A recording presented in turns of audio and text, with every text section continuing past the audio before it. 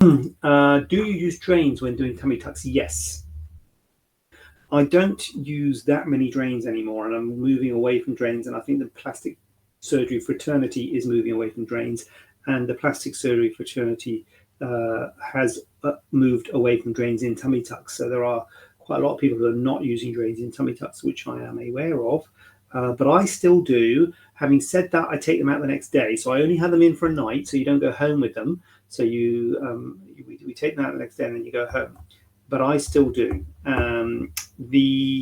I use quilting stitches to sort of close down the space, which I think is something that means you could potentially stop using drains.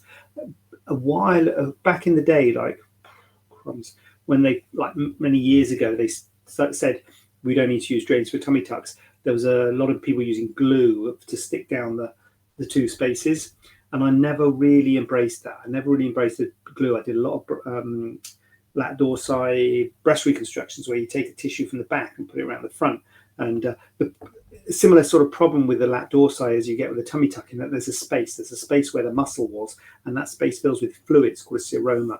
And so you need to close down that space, which is what the drains do.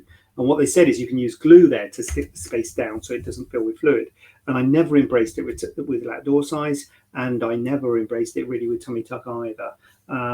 So I know people have embraced it, and I know they publish good results and say it's good and it stops drains, which is not, no, don't get me wrong, no one likes drains. I don't think anyone will say I like drains. Some people might say they're okay, but most people say, ooh, it's a bit horrible.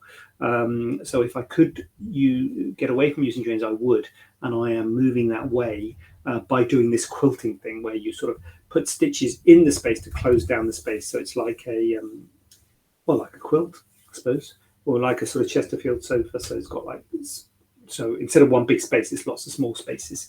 So that is the way to reduce the space and reduce the need for drains. But I'm not there yet.